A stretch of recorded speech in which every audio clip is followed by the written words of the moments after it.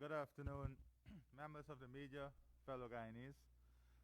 This afternoon, uh, with the Minister of Health and the technical team from the Ministry of Health and the medical field, we just want to bring the population up to date on our COVID-19 response and to discuss our approach in dealing with this new variant, Omicron, that is affecting the global community.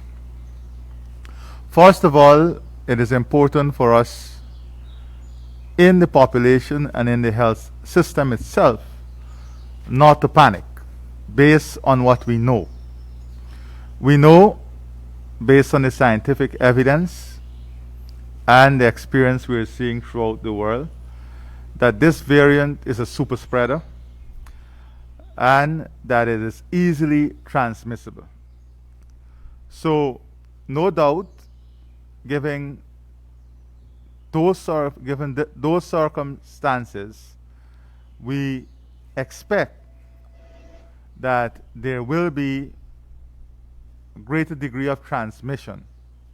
However, what we have also learned so far from the science and from the experiences is that vaccination with booster minimizes the impact of this new variant. Some describe it as minimized to the point of being mild, but we have also learned that those who are not vaccinated need to take additional precautions for themselves, their families, and their communities. Now, an important part of managing this pandemic and our exposure to COVID-19 is the viral load. So you can have 10 persons being exposed with 8 showing very little symptoms or that pushes them into hospitalization, and then you have maybe 2 within the 10 who would have had a lesser viral load. So what is it we can do within our control to minimize that viral load, if you want to put it that way?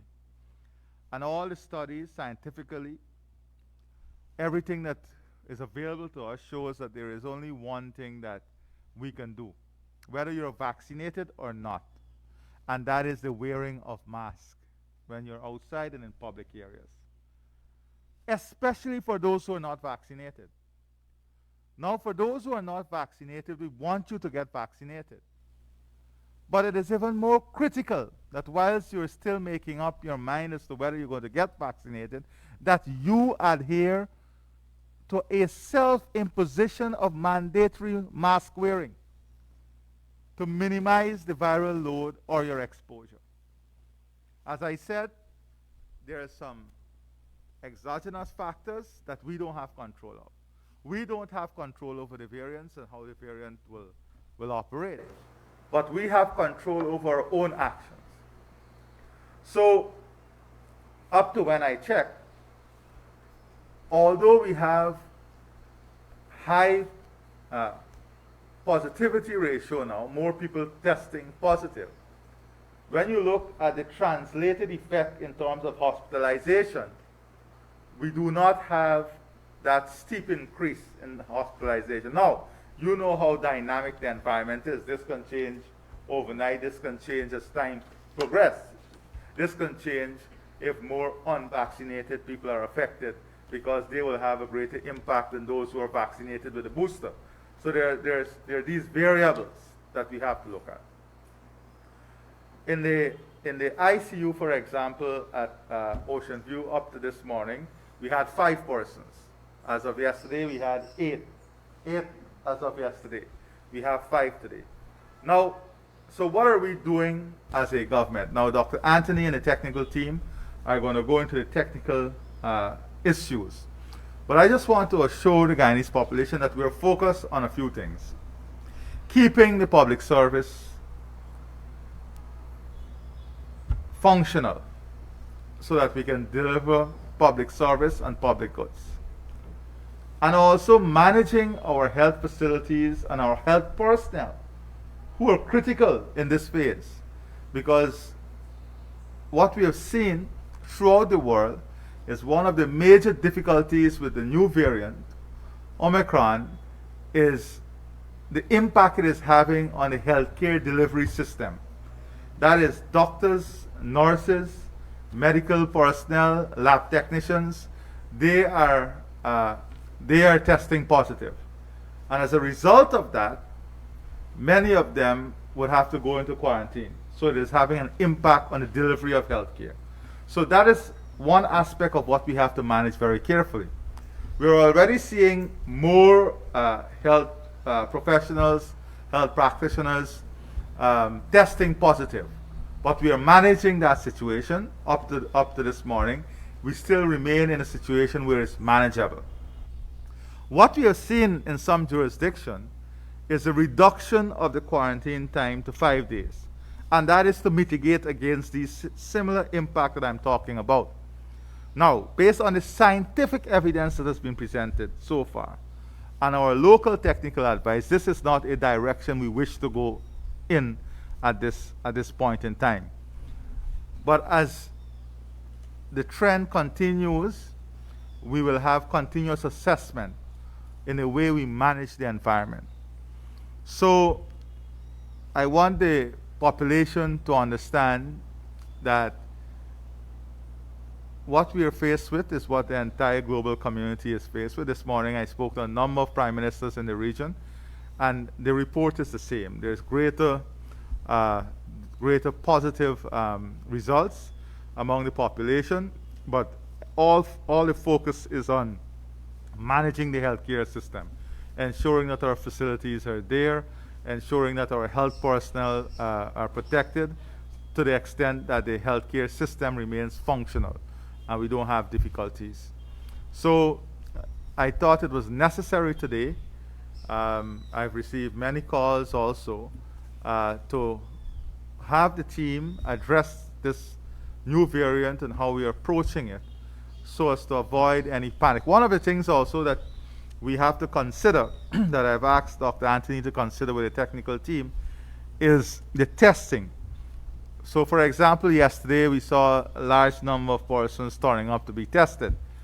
In many developed jurisdictions now, they are not giving everyone the tests as part of their management protocol.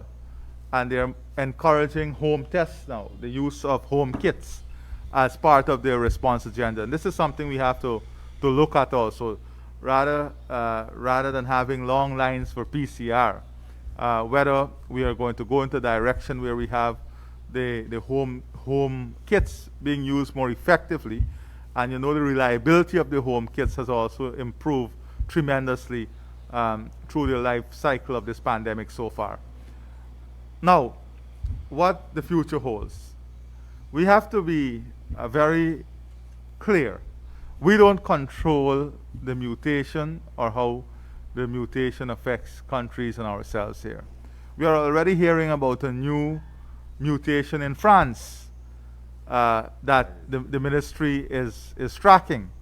But for now, our focus is on maintaining the balance and managing Omicron that we have here based on all the evidence that we are seeing. So I'm going to ask Dr. Anthony now to address some of the technical issues. We'll ask any of the technical staff if they want to add anything, and then we'll take questions from the media. Thank you very much. Thank you very much, Mr. President. Members of the media, members of the general public, as His Excellency would have said, we have been monitoring the different variants that are emerging in Guyana. And while this is not expected that we will have Omicron, we, based on the current epidemiology of what we are seeing, we believe strongly that there is Omicron here. Over the last, from the 28th of December right on to now, we have seen a doubling of the cases. So on the 28th of December, we had about 40 cases. And as of today, we've had 788 cases in the last 24 hours. These numbers are going to go up. Fortunately, most of the people who have tested positive, most of them, if not all of them, have mild symptoms. Some of them are asymptomatic. And we have not seen an explosion of hospitalization, which is a good thing. Omicron, by the way that it affects the body, it's more of an upper respiratory tract type of infection, although persons who are unvaccinated or persons with comorbidity can have problems and can be hospitalized, and we can see some issues with them. At this point in time, Omicron is not the dominant variant in Guyana. It is circulating, and we still have Delta variant with us. So some of the more severe infections can be because of Delta. So we have to manage that. Eventually, Omicron is going to become dominant, and we would see a different pattern of how the disease is working. So I just want people to understand that. Testing is one way in which we can validate whether somebody is positive or negative, but we have to have some process by which people would come to be tested.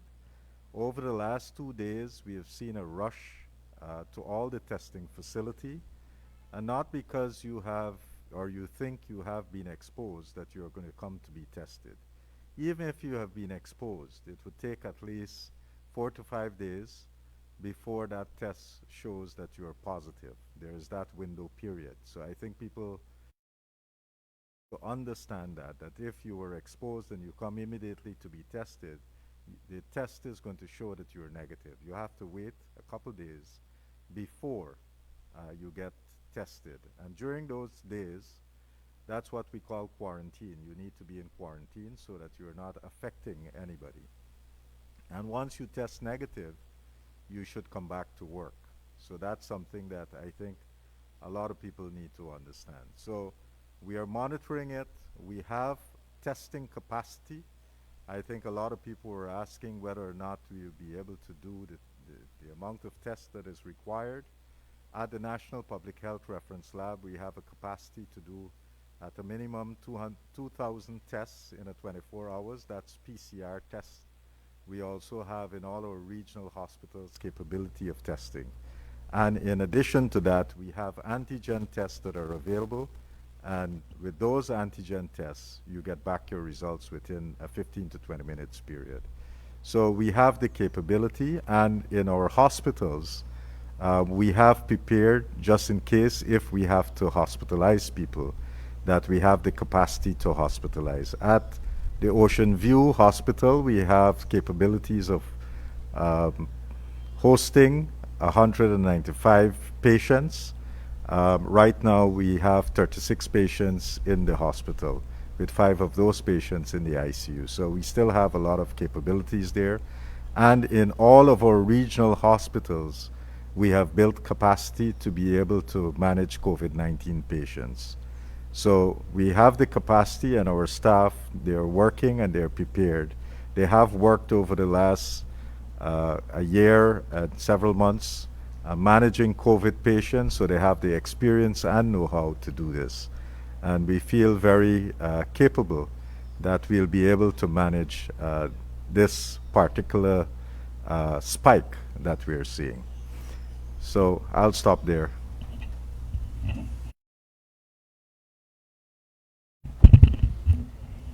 Good afternoon. Best wishes for the new year to all. His Excellency, President Ali, Honorable Minister of Health, Minister Anthony, members of the head table, members of the press. What's important from the Georgetown Hospital standpoint, as I am the medical director of the Georgetown Hospital, is to let you know that the Georgetown Hospital is in a position to attend to persons who may be affected by the virus, because generally persons come to the Georgetown Hospital first before they are diagnosed and then referred to the Ocean View Hospital if necessary, the Lillian Dahl facility.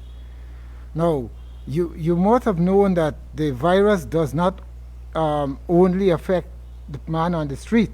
It does also affect workers, it affects my staff, and we have had the unfortunate situation where some of our staff, especially in 2 departments, were quite affected by the virus, but this did not create a loss of staff that would have necessitated a shutdown of the department, so we are still providing the service.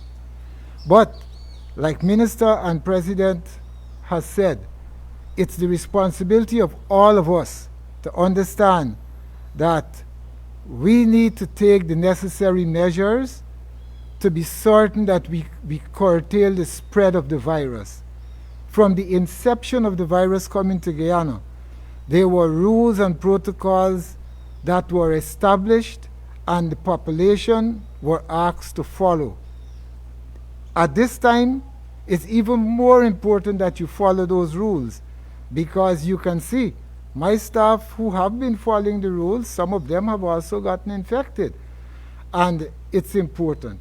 So what have we been doing at the Georgetown Hospital? Apart from trying to get everyone to continue on following the rules, following the protocols, we're also looking at protocols that are presently in place and looking at the need if we should modify any of them based on the current status of the virus. So it's ongoing, it's dynamic, and things change from day to day. But our appeal once again, use your mask, sanitize, socially distance, and remember, the virus, even though it is not established officially to be airborne, it is, in some instances, over 6 to 12 feet, depending on which environment you're in. You can actually still contract the virus. So just be careful, and we hope that if you adhere to the rules, we may be able to curtail what's happening with the present status of the virus in Guyana. Thank you.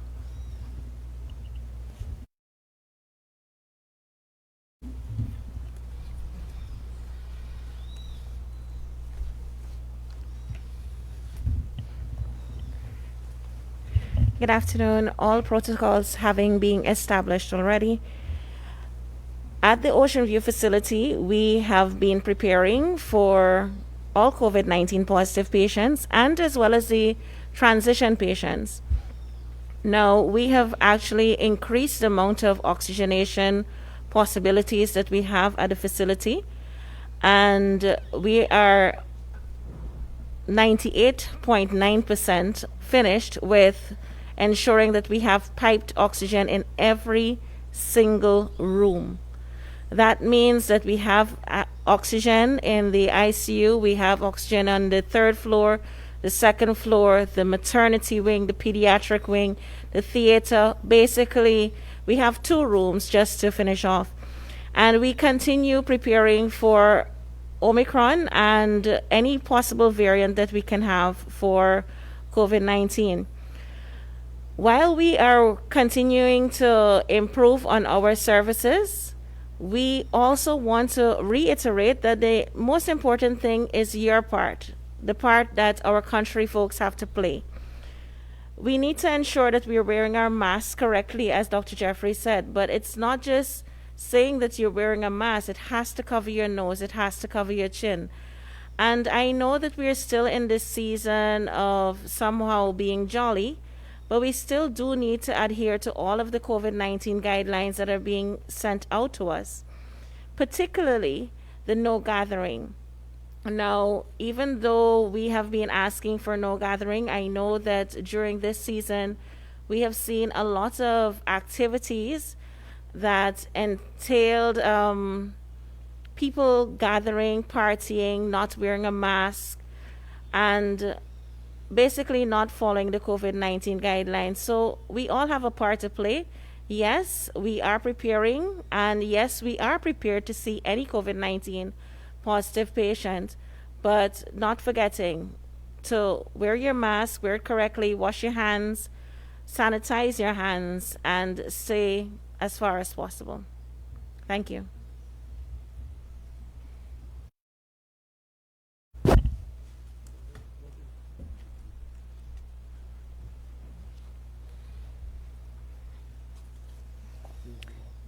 His Excellency President Irfaan Ali, Honorable Minister of Health Dr. Frank Anthony, other members of the head table, colleagues of the media, and the general public. I must say, it's one of the things that we were expecting that would have probably happened at some point in time, hence the reason why we began indicating that persons should take their vaccines, and why we also had a jump start on ensuring that the boosters were available within the country, because we recognize that if we're one step ahead, it means that we are in a position to protect our population.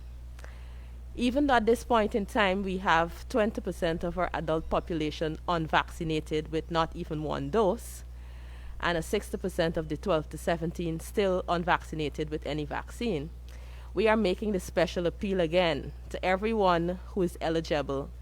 Ensure that you go to the nearest facility where vaccines are being offered to receive your vaccine. Now you have an opportunity of preventing the most severe form of the disease, and even hospitalization and death if you have your vaccine. We now have boosters available.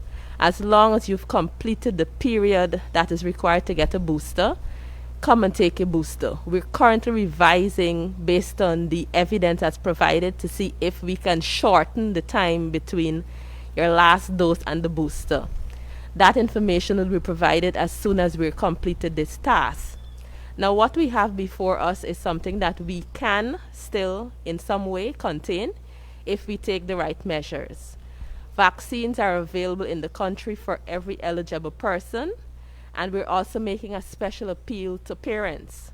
For the 12 to 17 population, we have not had the response that we're hoping to get, but your child still remains at risk.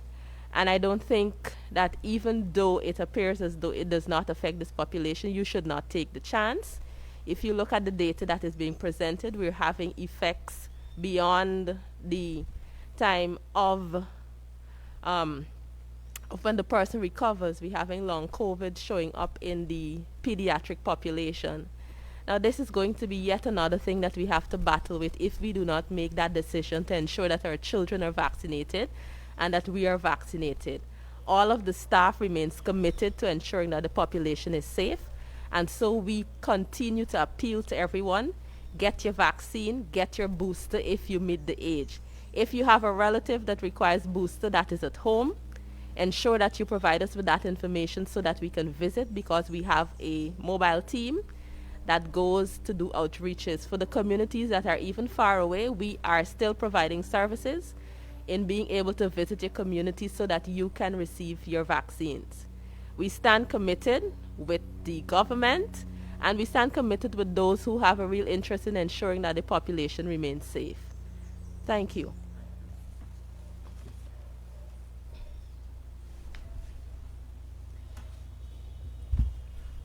My fellow Guyanese, good afternoon. I definitely share the sentiments of our President and Minister of Health and my fellow colleagues who would have spoken before me. We are in the middle, well, we haven't reached the middle as yet, but we are in a surge, the Omicron surge that is called. This is the most infectious form of the virus so far, but thankfully the data is showing that it is not as deadly as the Delta virus. What it has shown so far is that there is a 40% decrease in hospitalization risk with the Omicron when compared to the Delta variant. But in the same time, it's between 2 to 3 times more infectious than the Delta variant. So what this means is that we're in a stage where this is a virus that's going to run through the system very, very efficiently. And the month of January will be a very challenging time for us. But we don't need to panic.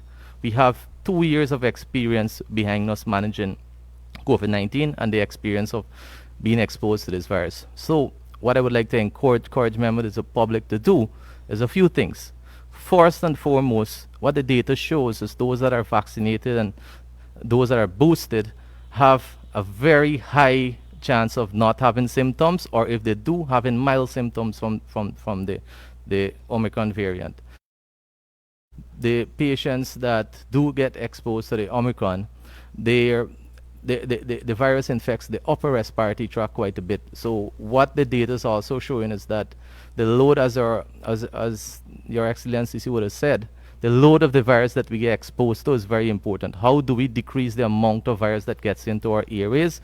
Is by ensuring that we wear a mask and encouraging others that are around us to wear a mask. So whilst we have a high load of virus that's going to be circulated with the Omicron variant, once we wear a mask, the risk of getting a high load getting into our areas is far lesser, and that will decrease our risk of having a severe form of the disease.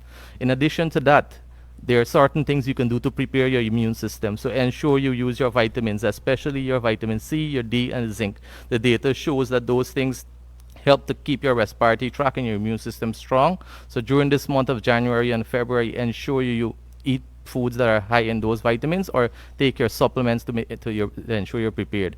And for those that are not vaccinated, those are the persons that are at risk of having severe disease from the Omicron. Whilst it's lower than Delta, it's still severe enough that it can't hospitalize you. So for those members of the public that are vaccinated, I would like to encourage you to practice the prevention measures, get your vaccine, stay away from the members of the public as much as possible until you get the effects of the vaccines kicking in about 2 weeks after you would have taken it, so that you can be protected like all of us here who would have taken our vaccines. And we are very confident. I'll tell you this much. I'm at the front line seeing the patients that are coming with Omicron. Their severity is far lesser so far. And I'm very confident that if members of the public practice these prevention measures and take their vaccines, I'm very confident that as a country we will get through this in a very effective way. So I wish you all the best during this period, but I'm definitely confident as a country we'll get past this.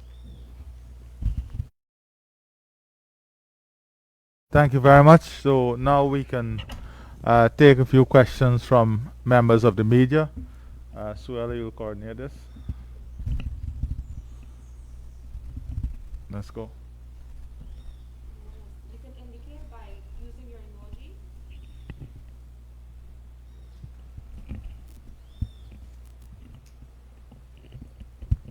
You can indicate by using your emoji. Just raise your hand and let us know. Okay, so we have Jessica from channel 1465. And Dennis. So Jessica, and then we have Dennis.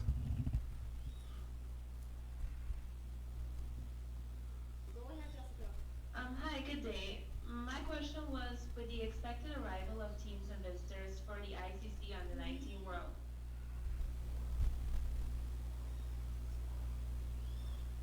ICC Under-19 World Cup, what measures are in place to prevent a surge in cases? Well, we have the protocols that are there for all visitors. They are not exempted from the protocols.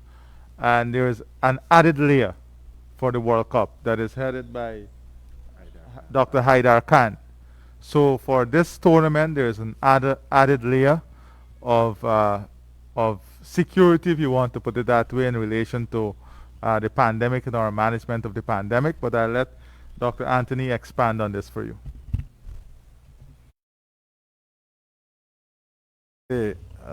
What they refer to as TOMs, teams, officials, and other persons who are involved in the cricket. We would be doing a number of testing. So before they arrive here, they got to be tested, they got to be vaccinated. Upon their arrival at the airport and getting to the hotel, there's a second set of testing that is normally done, and this is as per the ICC protocol. And then during their stay, they're going to have another set of testing, and before they leave, there is another set of testing. So in all, I think for each person that is coming in, they will be tested at least 4 times. And these are PCRs that would be used during this period. And for persons who would be coming to view the matches, you have to go through, you have to produce your vaccination card to show that you're fully vaccinated. The task force would be at all the venues to ensure that this measure is enforced. For the local people who are acting as support, they have already been tested and they're all negative, and there's a protocol in place for how they would be going into the various venues to be able to work and manage the cricket tournament. So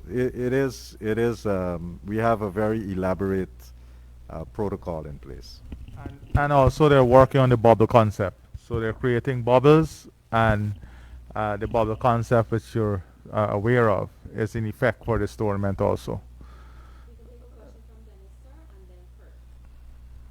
Dennis? Good afternoon, Mr. President. Dennis Shimon, Arabians, News Talk Radio.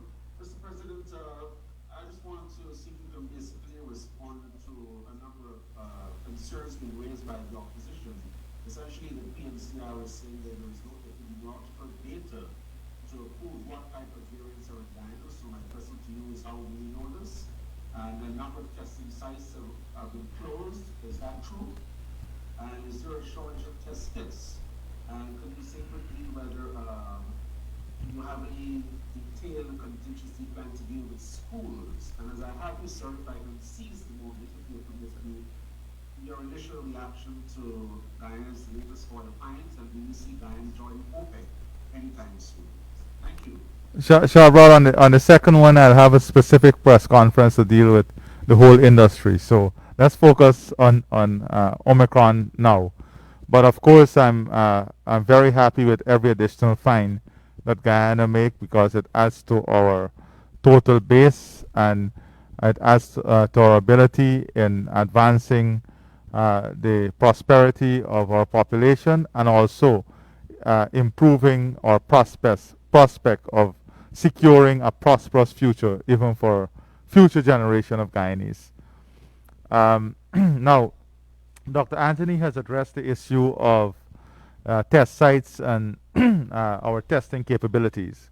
We have invested a lot in test sites and our testing capability, but as you will know, there is a limitation in the number of labs we have.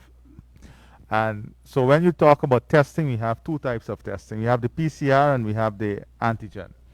Now, all the developed countries now, and you can do the research yourself, they're moving for the Omicron, because so many people are affected at such a fast rate. They're using the antigen and home. They're encouraging people to buy the home tests and do those tests at home, because they want to avoid the long lines of PCR. Also, the turnaround time on the PCR test is longer than the antigen test. So what is important is what Dr. Anthony said. You would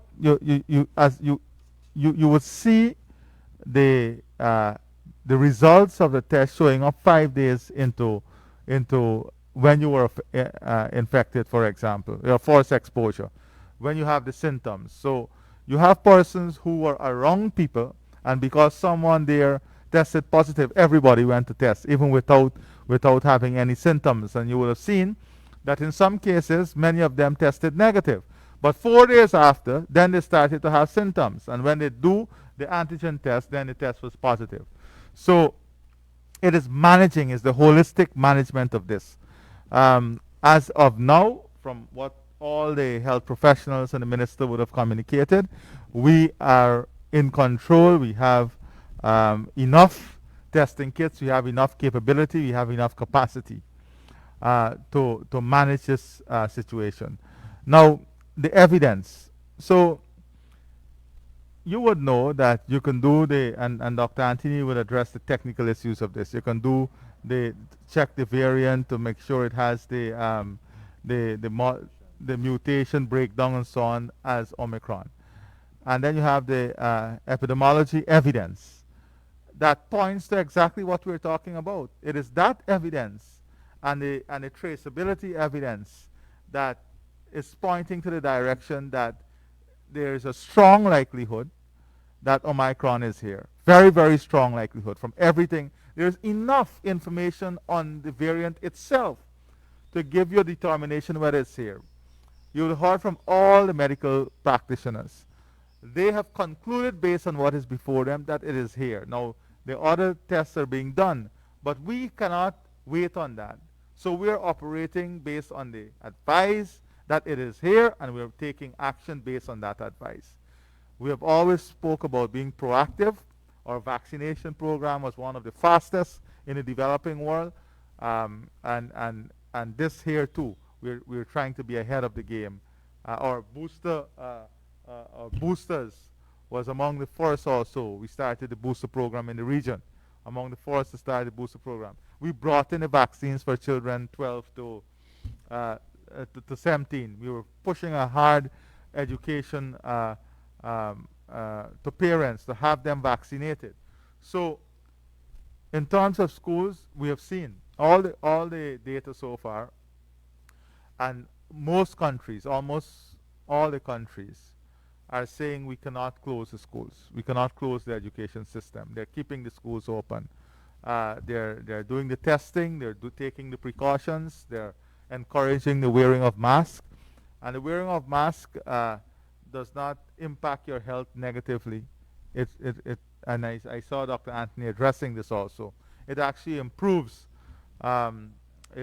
improves your or reduces your ability of contracting some virus that would affect your health negatively. The last thing you want, and I'm seeing this discussion already in the developed world, is to have a flu breakout with Omicron, because the symptoms are almost the same. And I think they coined a new, there's a what's this called?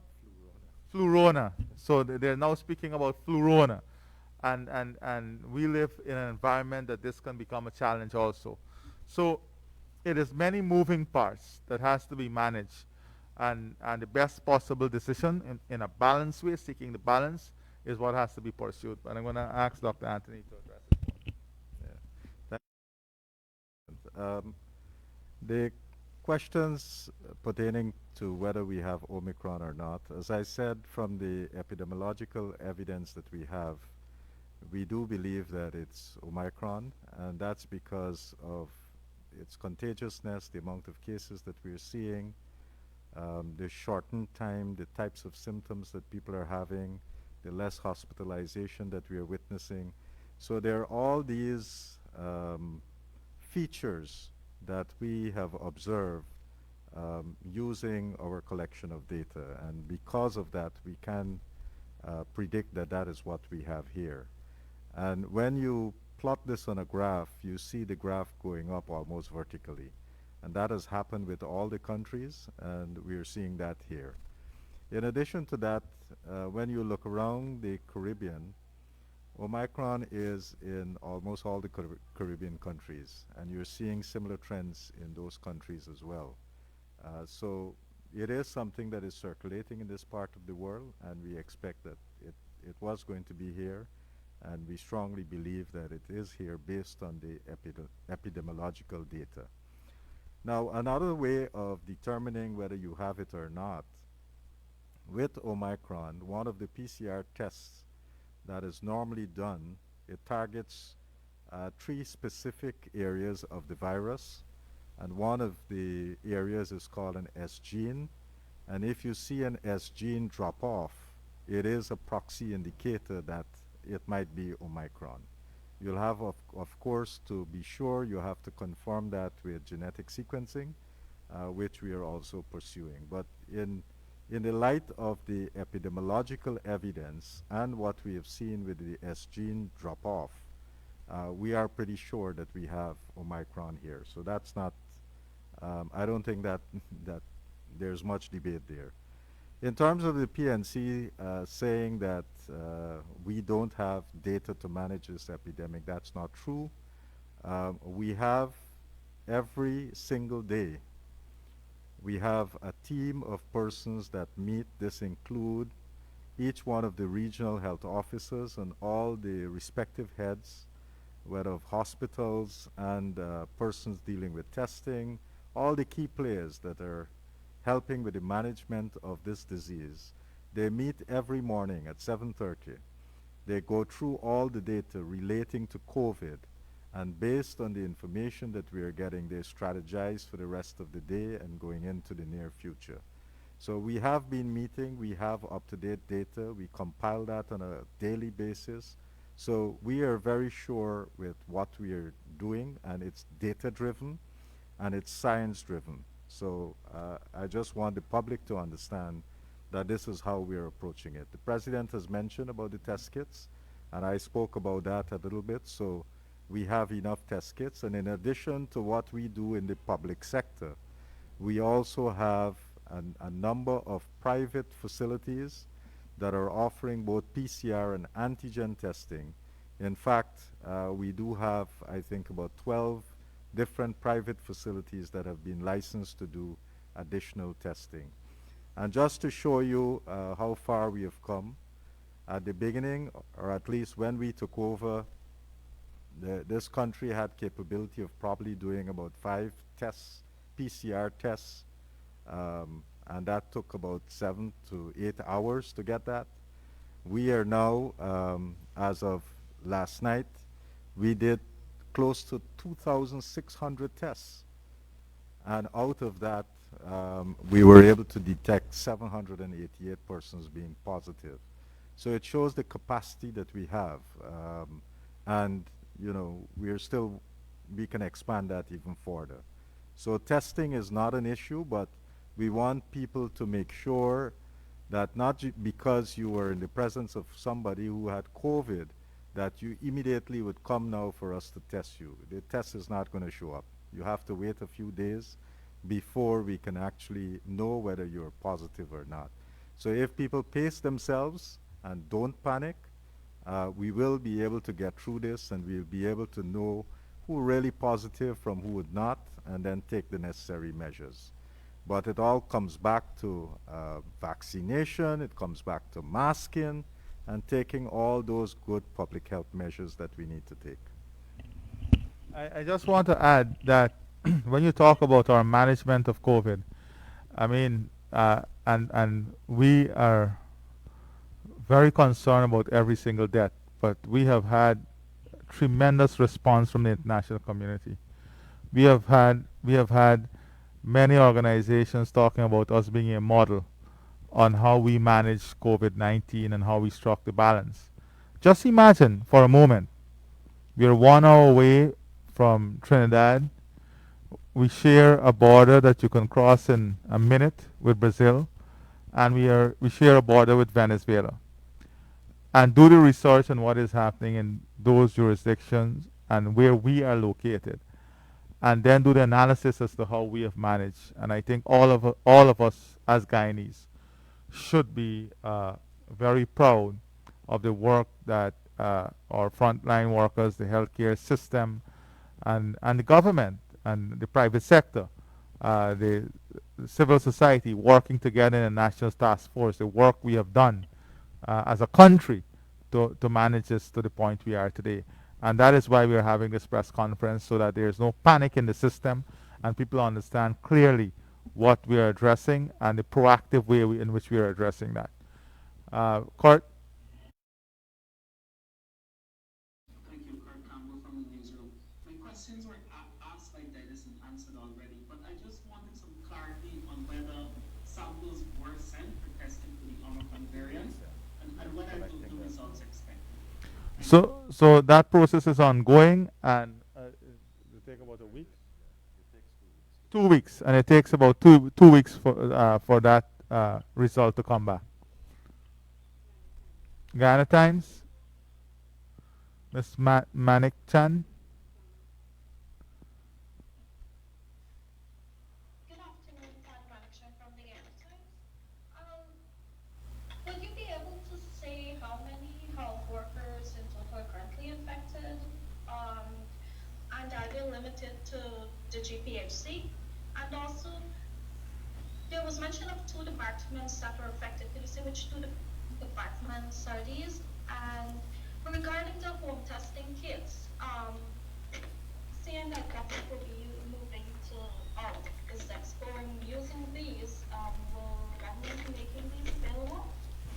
Well, that is a part of exploring the costs associated, and to see supply, because there are still issues in the supply chain, to see our local capacity.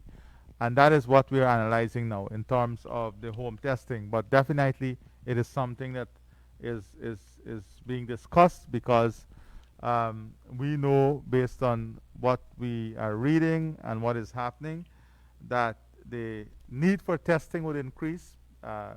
Naturally, people are going to become concerned with the slightest of symptom, and they're going to want to be tested, so that would increase. Now, um, in terms of the doctors who are affected, well, you know, we have to understand that Georgetown Hospital is more at risk because they have more traffic, more patient load going to Georgetown Hospital. So we're seeing more effect at that facility. But if you look at the country as a whole, we're talking about maybe just about 200 health workers being affected now, of which maybe 51 are doctors, about 75 nurses, 41 technicians. So when Dr. Anthony spoke about data just now, everything here, every day, uh, and now it's not even day, in a few hours, the technical staff would update the data so that we analyze what is happening and the impact it is having. And the GPAC, for example, we have, that is where we have most of the impact, more than, I would say, more than 70% of the doctors, for example, who are affected, and about 50% of the nurses who are affected are from Georgetown Hospital. And that is a direct correlation based on the patient load. But it has not affected the service delivery, whilst most countries now are moving in a direction of cutting off service delivery from the public healthcare system. They're going to a situation that we had in the inception of COVID, where the cancellation of surgeries, and they're now focusing only on emergency. We are not heading into that direction, because we believe that the system can manage and operate even with the challenge that we have now. I don't know, Dr. Jeffrey, you want to talk about the two departments? And when we speak about these two departments, it's not to create any panic anywhere. It's just to, and the media also have to understand this, that it is just to give an example as to the effect it is having on the healthcare system. But these departments are still up and functional, and I want to thank the staff. Although reduced capacity is there, they're pushing in the hours, the doctors, and they're keeping these departments going. Thank you, Honorable President. Just to respond here, the Georgetown Hospital, like President said, is one of the most trafficked institutions in the country. So we have lots of people passing through there. Our OBGYN, our obstetric department, is one of the departments that everyone from most of the country is referred to for management. So we have noticed a slight rise in the number of doctors that have been affected in that department. And when I say a slight rise, we're not talking about a large number. We're talking about 7 doctors so far on this database that I have in front of me. But because it's OBGYN, we consider it important, because they attend to 2 persons whenever they are going to do something. It's a mother and a child that are involved here. So that's a very important department. And in the department itself, there are 30, no, but doctors alone, there are I think 32 doctors. So there are lots of doctors, and just 7 doctors out of the department. But we consider it significant because of the role that they play in the institution. We, like Minister said, we have nurses that were affected, and their numbers in the institution, you know, the nurses are the largest number in the institution. And there are 56 nurses who are affected in the data that I got today. So it's significant, because when you have nurses who are out of service, it means sometimes nursing care is not affected, but sometimes they have to go the extra mile to do their jobs. The pediatric department was also affected, and many of the doctors in the department were affected, but within another 5 to 7 days, most of them will be back on the job. So, but it is important to note that departments will be affected because they have such a large turnover. the number of patients that come from all walks of life and all parts of the country that may come to visit or pass through the institution could be asymptomatic, and then when they get into the wards or they have to deal with the doctors, that's what could happen. So basically,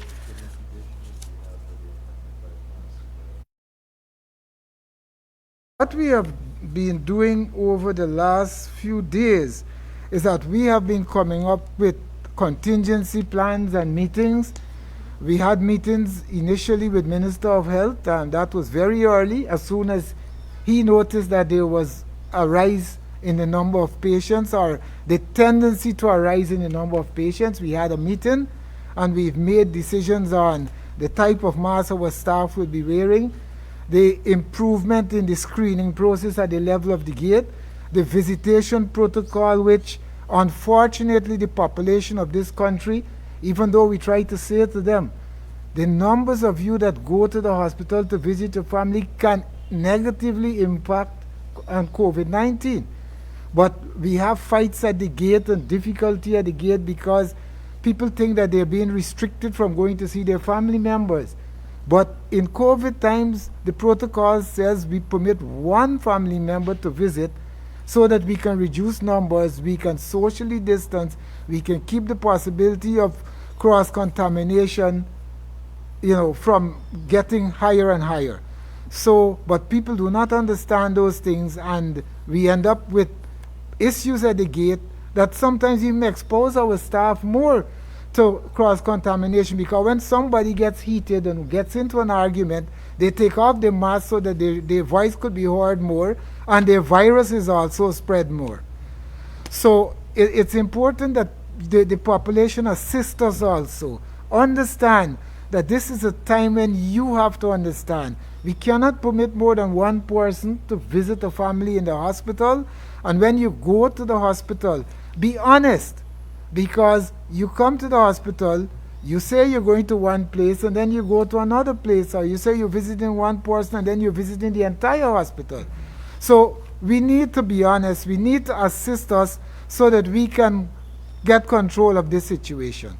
And my staff are being affected more and more because of the indiscipline of people who are coming to the institution. So we are appealing to you, assist us. It's not going to be a long period before we get the hang of this, and we are already doing the necessary things to make it better. Thank you. Thank you very much, Dr. Jeffrey. Dr. Jeffrey would have dealt with it in a very practical manner, pointing to the real-life issues that they're faced with at the hospital so people can understand. Even at the level of the presidency, sometimes we get phone call. We can't get to visit our relatives. But listen, we have to understand the situation we're faced with. If you look at what is happening in the developed world, they have what you call curbside drop-off. Regardless of how sick the patient is, you drop them off at the curbside and you don't get to see them back until they're released from the hospital. You pick them up back at the curbside. We are trying to find a balance here. And that is what we want you to understand. So thank you very much, members of the media. We are very happy to be able to give you this update. The Ministry of Health would continue to be bringing you reliable information, up-to-date information, and be available to answer any question you may have as we work together as one country in this dealing with this new variant, and also any future implications in our management of COVID-19 pandemic. Thank you very much.